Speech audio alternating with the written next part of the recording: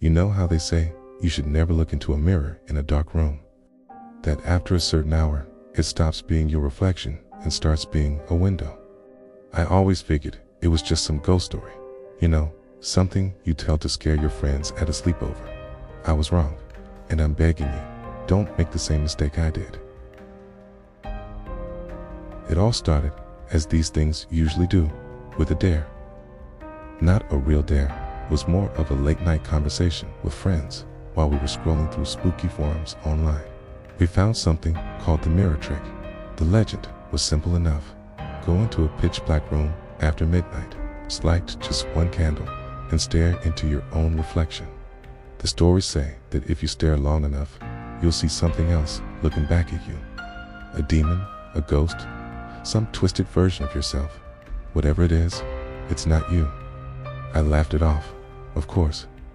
I'm the skeptic in my friend group, always the one with the boring, rational explanation. To me, a mirror has always been just a piece of glass. Its whole job is to obey one of the most basic laws of physics, the law of reflection. Light hits it, light bounces off at the same angle, nothing more.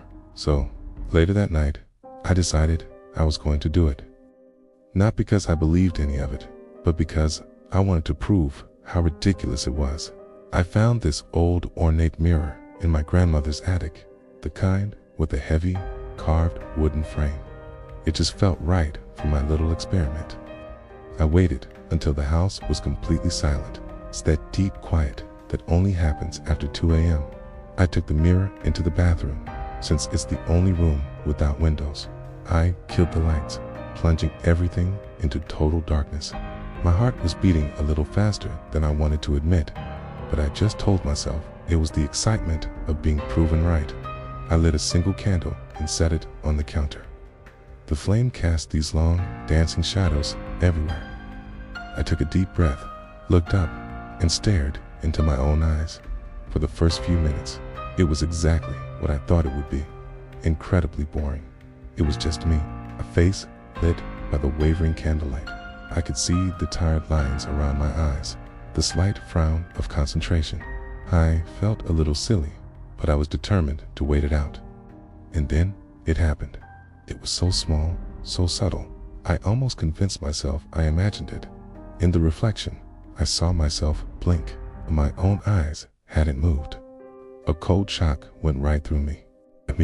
But my rational brain immediately started scrambling for an answer. It's the strange face illusion, I whispered to myself in the dark. I'd read about it before. It's a real psychological thing that happens when you stare at your reflection in low light. Your brain basically gets tired of looking at the same thing and starts to glitch, filling in the gaps with weird stuff. This can make your face distort or morph into something or someone else. It's just a hallucination, brain fart. And just like that, I was relieved. It wasn't real. It was just my mind playing tricks on me. Satisfied with my perfect, logical explanation, I blew out the candle, flipped on the lights. I went to bed feeling smug, but as I lay there in the dark, I couldn't shake the image of those eyes blinking when mine had been wide open. It was just a trick of the mind. Had to be. A few days went by, and I tried to push it out of my head. I even lied to my friends and told them the whole thing was a bust. During the day, it was just a mirror. But at night, I had to catch my reflection out of the corner of my eye and feel this jolt of adrenaline. I started showering with the bathroom door wide open. Then, about a week later, it happened again. I was washing my hands, getting ready for bed. I glanced up at my reflection and just froze. For a split second, the person in the mirror was smiling at me. It wasn't a nice smile. My own face was completely neutral. Stared, my heart pounding in my chest, and as soon as I focused, the smile was gone. My reflection was back to normal, perfectly mimicking my own shocked expression. This time, the whole strange face illusion idea wasn't very comforting. That wasn't some random distortion. It was a specific, independent expression. The next night, I was brushing my teeth, making a point not to look at the mirror, but I could feel it. I could feel eyes on me. Slowly, I lifted my head. My reflection was brushing its teeth too, but the movements were just slightly off. For one long, agonizing second, the hand in the mirror kept going, scrubbing back and forth before it finally froze to match my position. That's when the real fear set in. This wasn't a trick of the light. This wasn't a brain glitch. Mirrors are supposed to be instantaneous. They can't have a delay. They can't show a different expression. And yet, mine was. I started covering the mirror with a towel that night, but it didn't help. I started having these nightmares of being trapped behind a sheet of cold glass, watching someone who looked just like me living my life. I'd wake up in a cold sweat, feeling like my own reflection was a stranger. Then I started seeing it in other places. A flicker of that horrible smile in my dark phone screen. It was watching me. I couldn't live like that anymore. The constant fear was eating me alive, and I felt like I was losing my mind. I had to face it. I had to know what it was. So, one last time, I decided to do the trick.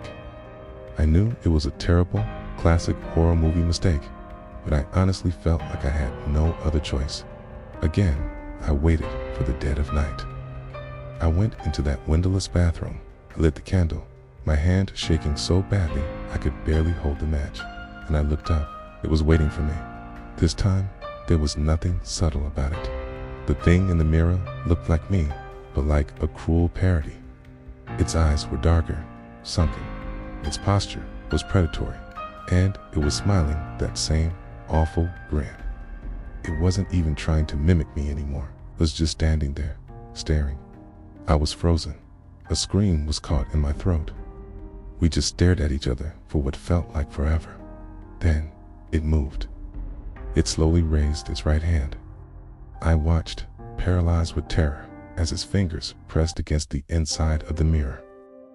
The reflection's fingers pushed through, distorting the surface as they emerged into my bathroom. The air turned instantly, unnaturally cold. It started to pull. I finally screamed and dug my heels into the floor, but the force was overwhelming. It was trying to pull me into the mirror. I could see its face, twisted in a triumphant snarl, as its other arm started reaching through the rippling glass. As I was losing my footing, being dragged across the tile toward that shimmering, horrifying portal. In a last, desperate panic, I swung my free arm wildly and knocked the candle holder off the counter. It crashed against the mirror's heavy frame. A spiderweb of fractures shot across the surface, and the whole thing shattered into 1,000 pieces that rained down onto the floor. I was just left there, gasping on the floor of the pitch-black bathroom, surrounded by glittering shards of glass. The thing was gone, but the terror was seared into my soul. The next day, I swept up every last piece of that mirror. I put the shards in a box, drove 4 miles, and buried them deep in the woods. I thought that would be the end of it. I thought breaking the mirror had saved me, but I was wrong again. I didn't destroy it. I just shattered it. I spread it. Now, it's not just in that one old mirror. It's in every single reflective surface. Sometimes, when I'm washing my hands, I'll see the water in the basin swirl. Sometimes, when I'm washing my hands, I'll see the water in the basin swirl. And for a split second, its dark eyes will look up at me. My phone screen, my laptop, a spoon, a puddle of rain on the sidewalk. It can be anywhere. It can be everywhere. I live in a world without reflections now. I've taped cardboard over my windows. There are no mirrors in my apartment. My phone has a matte screen protector, and the front-facing camera is covered with tape. I can escape the feeling that I am constantly being watched by a version of myself that is just waiting for another chance to finish pulling me through to its side, waiting to take my place. So please, I'm begging you, don't be a skeptic. Don't try to be brave. Just don't do the mirror trick. So, have you ever had an experience with a mirror that you just can't explain? Let me know your story in the comments below. And if you want to hear more stories like this one, make sure to like and subscribe. Stay safe out there.